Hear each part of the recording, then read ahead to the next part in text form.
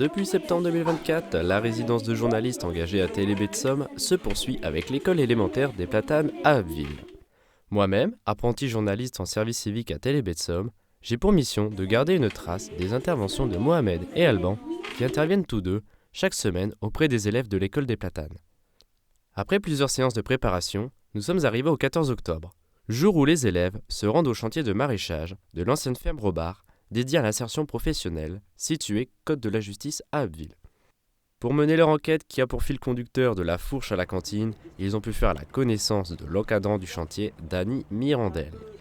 Combien de quantité vous mettez pour la cantine par mois ou par an ? Alors, là, nous on a différents endroits où on va livrer.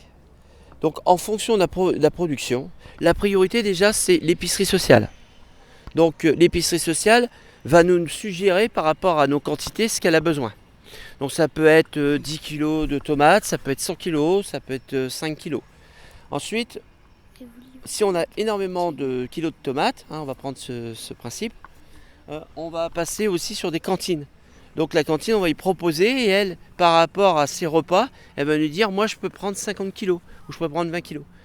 Est-ce que vous faisiez des techniques écologiques ? Des techniques écologiques. On va utiliser du compostage. Tu sais ce que c'est du compost ? Oui, on en a un à l'école. Bon ben voilà, nous on a un truc bien plus grand que chez vous, c'est normal puisqu'il y a plus de surface. Donc on va utiliser les déchets des légumes, on va utiliser des déchets alimentaires, on va utiliser du fumier, on va utiliser des feuilles. On récupère beaucoup de feuilles dans la ville, on récupère beaucoup de gazon et on va faire du compost. Voilà, ça va enrichir les sols, ça va éviter d'utiliser de l'engrais classique, l'engrais polluant. Les petits reporters ont ensuite visité les serres et les parcelles dédiées à la culture des légumes ainsi que le verger. Pour approfondir leur travail, en petits groupes, ils ont mené des interviews auprès des futurs maraîchers et maraîchères en formation. D'où viennent vos fruits et les légumes ? Alors, nos fruits et légumes, ils viennent déjà de graines. On va acheter des graines à la potagère. Ça dépend où on va les acheter. On a aussi, parfois, on a des dons comme la serre du Plouy qui nous donne cet été, ils nous ont donné des pieds de tomates, des échalotes.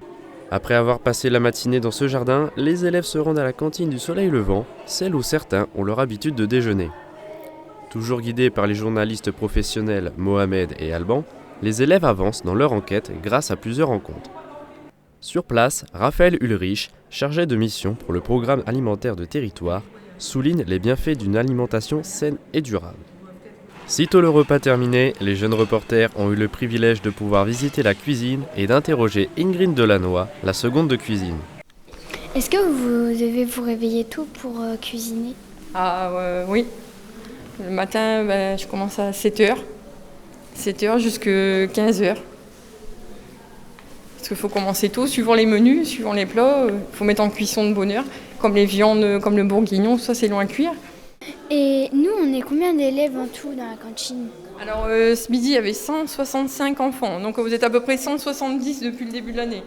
L'année dernière, on était à 140 et là 170 depuis le début de l'année. Leur enquête s'est poursuivie avec des questions préparées en amont à l'école et à destination des responsables.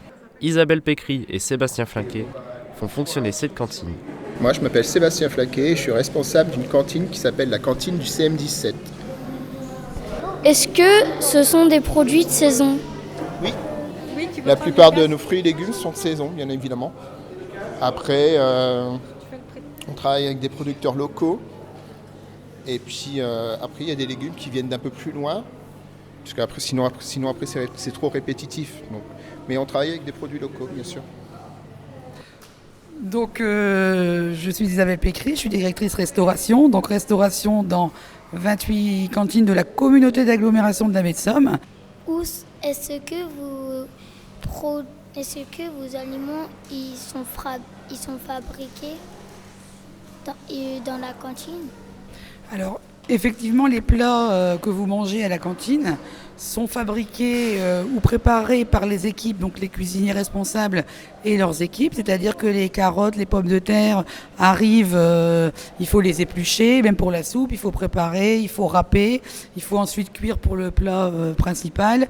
Les desserts, c'est pareil, les crèmes que vous mangez, bon, il peut y avoir bien entendu des yaourts, mais il y a aussi des crèmes, des cocktails de fruits, et ça, c'est généralement fait maison, c'est-à-dire que c'est fait par les cuisiniers et leurs équipes. Après cette journée riche en échanges et en enregistrements, les élèves vont poursuivre leur aventure en expérimentant la réalisation d'un podcast dont je ne manquerai pas de vous restituer les prochaines étapes. Si ce n'est pas déjà fait, je vous invite à aller voir le tout premier épisode de cette aventure journalistique conduit par Mohamed et Alban qui coopèrent avec toute l'équipe de Télébé de Somme pour la mise en œuvre de cette action. Rendez-vous sur le site Télébé de Somme et sur notre chaîne YouTube. Oui. Vous aussi, comment ça va? Il faut passer le casque, c'est pas très gentil, ça part de